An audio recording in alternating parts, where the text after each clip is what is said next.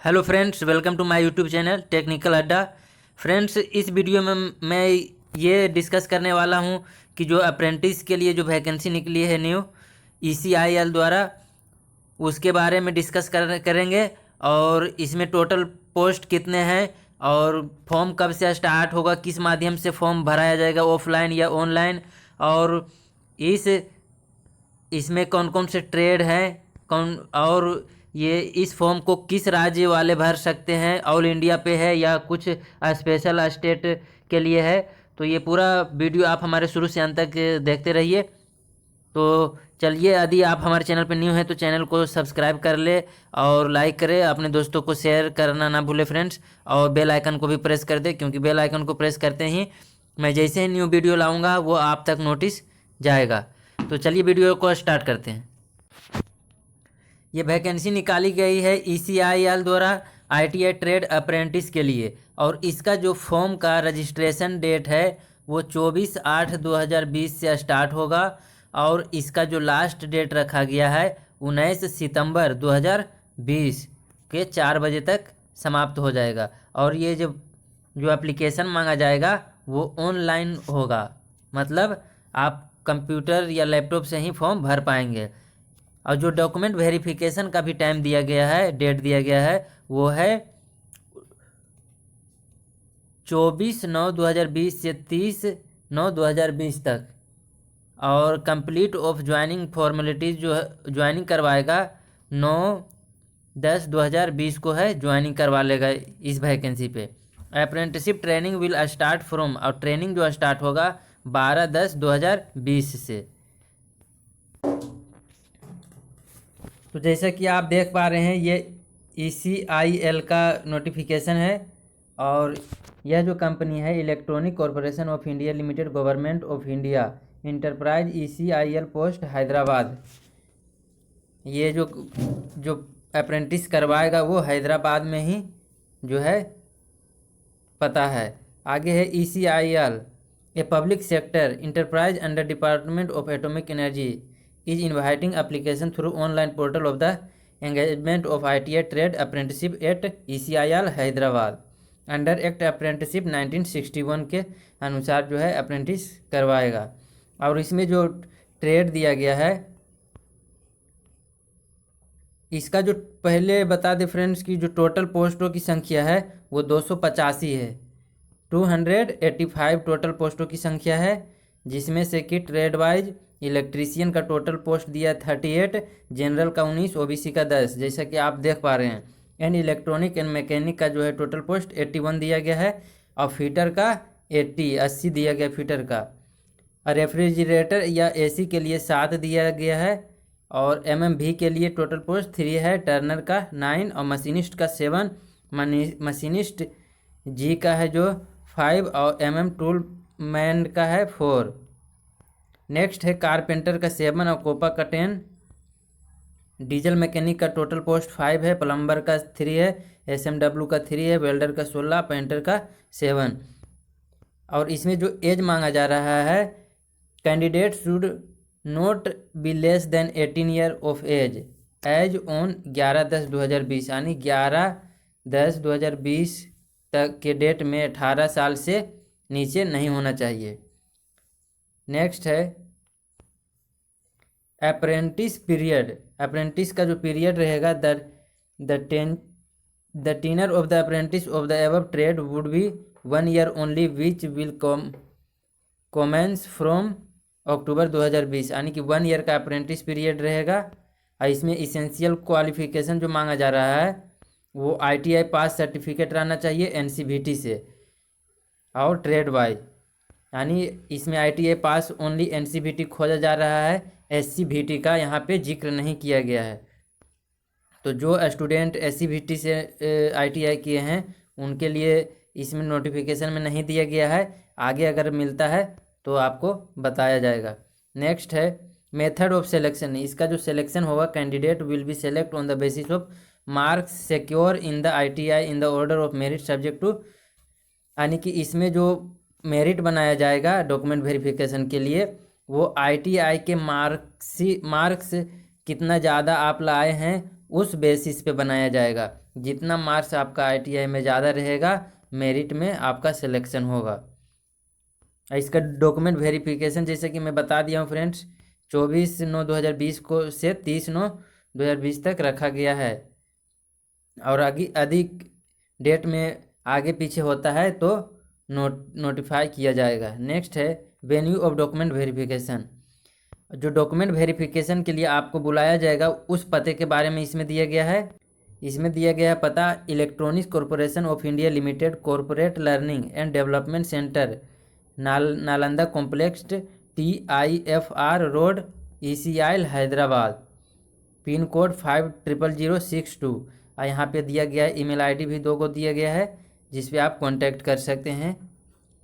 इसमें जो main important friends है, इसमें जनरल कंडीशन, इसमें इस कंडीशन को पूरा डिटेल से पढ़ना बहुत ज़रूरी है, तभी आप फॉर्म भरें।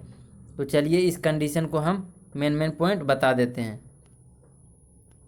तो इसमें बोला जा रहा है कि कैंडिडेट को फॉर्म भरने से पहले जो है इस नोटिफिकेशन को केयरफुली पढ़ना है। उसके बाद नेक्स्ट में बोला जा रहा है the degree disability of PWD का, जो भरते हैं फॉर्म PWD वाले वो 40% से अबव रहेंगे PWD वाले, तभी भर पाएंगे और उनको फ़ायदा मिल पाएगा। नेक्स्ट है qualification should be from Indian institute recognise by appropriate statutory authority. Next है only online register application will be accept रहेगा, ऑफलाइन नहीं एक्सेप्ट रहेगा, या अन्य कोई माध्यम से फॉर्म भराने पे नहीं एक्सेप्ट रहेगा। The application is liable rejection at any stage of recruitment process, case suspension of fact furnishing of false information. मतलब फॉर्म में आप यदि कोई भी फॉल्स इन्फॉर्मेशन देते हैं तो आपका फॉर्म रिजेक्ट कर दिया जाएगा।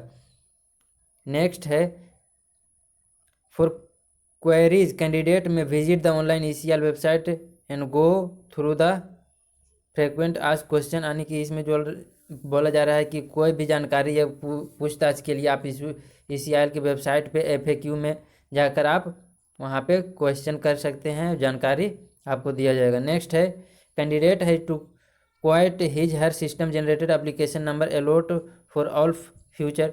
यानी कि आपको जो रजिस्ट्रेशन नंबर दिया जाएगा एप्लीकेशन फॉर्म भराने के बाद कंप्यूटर जनरेटेड, वो आपको फ्यूचर के लिए संभाल कर रखना है।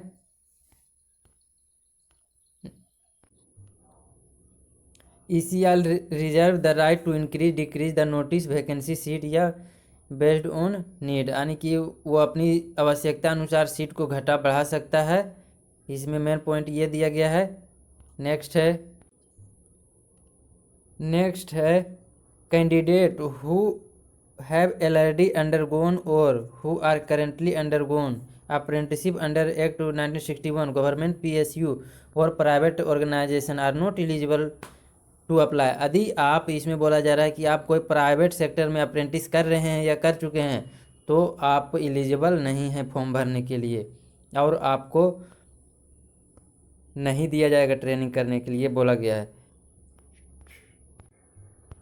और इसमें बोला जा रहा है candidate selected for training will not be allowed to withdraw from the training except for reason which are beyond their control. यानी कि यदि आपका ट्रेनिंग स्टार्ट हो जाएगा तो ये अलाउ नहीं दिया जाएगा कि आप ट्रेनिंग छोड़कर या कोई रीजन डालकर उसे आप छोड़ दे।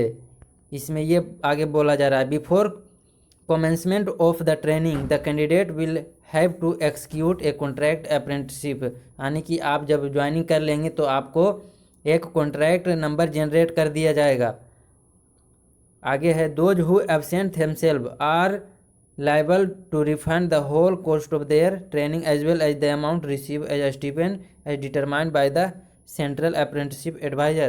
यदि आप ट्रेनिंग को छोड़ते हैं तो आपको पूरा रिफंड, जितना पैसे आपको दिया गया है उतने रिफंड किया जाएगा, रिफंड करना होगा आपको, ये बोला जा रहा है इस पॉइंट में।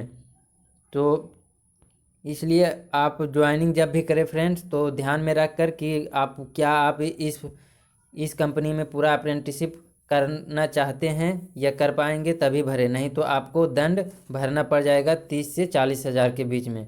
नेक्स्ट है और कॉन्ट्रैक्ट जनरेट होने के बाद बहुत ही प्रॉब्लम आती है कॉन्ट्रैक्ट को पोर्टल से हटाने में।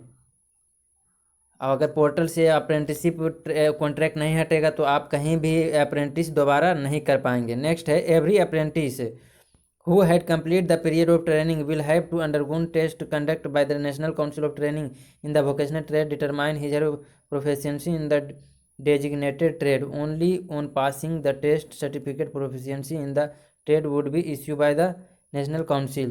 मतलब यदि आप अप्रेंटिस का कोर्स कंप्लीट कर लेते हैं तो कंप्लीट करने के बाद एक ऑनलाइन जो है वोकेशनल ट्रेनिंग का एग्ज़ाम देना होगा। उसके बाद पास करने पे आपको जो है एक सर्टिफिकेट जारी कर दिया जाएगा नेशनल काउंसिल से। नेक्स्ट है, the engagement of training are strictly in the compliance with the provision of the apprenticeship act 90, यानी इसमें 96 के तहत ज्वाइनिंग करवाएगा। और नेक्स्ट है, the apprenticeship after complete the training shall have to right to claim any employment in ECIL, यानी यदि आप अप्रेंटिस कंप्लीट करने के बाद इस कंपनी से आपके पास कोई राइट वैसा नहीं है कि आप जॉब के लिए क्लेम कर पाएँ। और जब फिजिकल फिटनेस सर्टिफिकेट मांगा जाएगा आपसे तो आप जो सर्टिफिकेट बनाएंगे वो सिविल असिस्टेंट सर्जन से बना होना चाहिए। वो फिटनेस सर्टिफिकेट तभी मान्य होगा।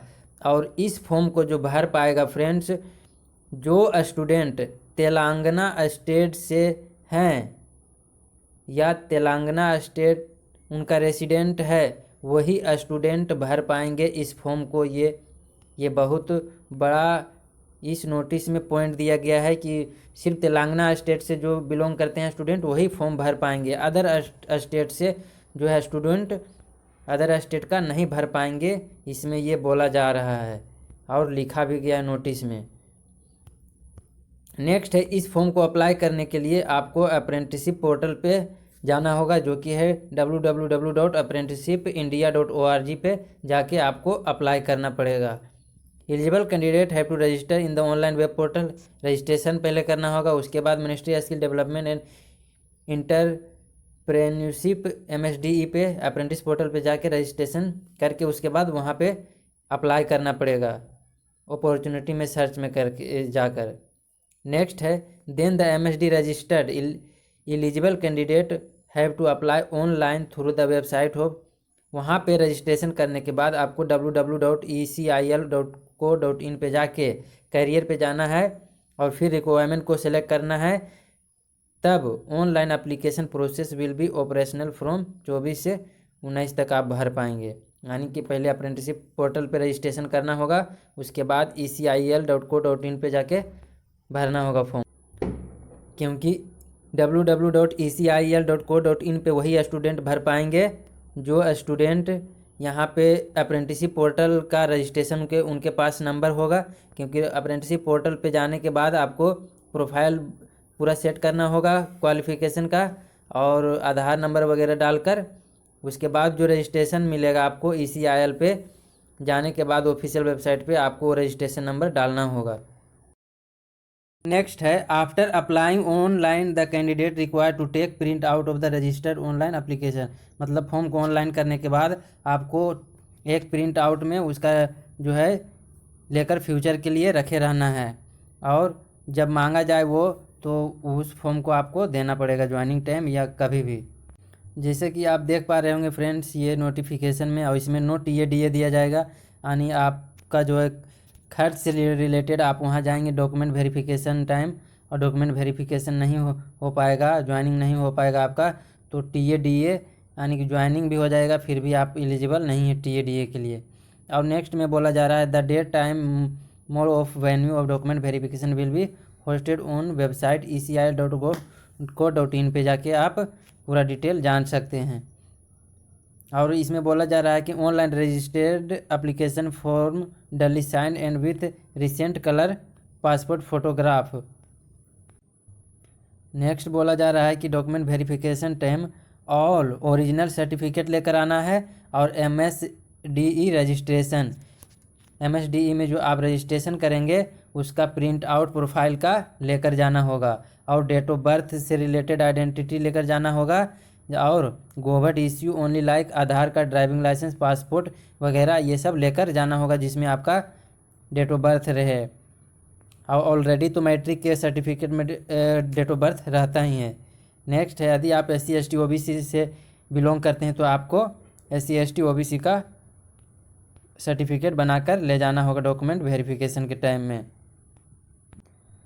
तो इस नोटिस में मेन जितना पॉइंट था फ्रेंड्स मैंने कवर कर दिया है। और इससे रिलेटेड यदि आप ऑनलाइन एप्लीकेशन फॉर्म नहीं भरना जानते हैं तो मैं एक नेक्स्ट टाइम वीडियो भी लाऊंगा स्टेप बाय स्टेप। तो जैसे ही फॉर्म स्टार्ट होगा 24 तारीख को मैं online step by step form भर के आपके लिए वीडियो अवश्य लाऊंगा। यदि आप हमारे चैनल पर न्यू हैं तो चैनल को सब्सक्राइब करें, लाइक करें, अपने दोस्तों को शेयर करें। वीडियो देखने के लिए धन्यवाद।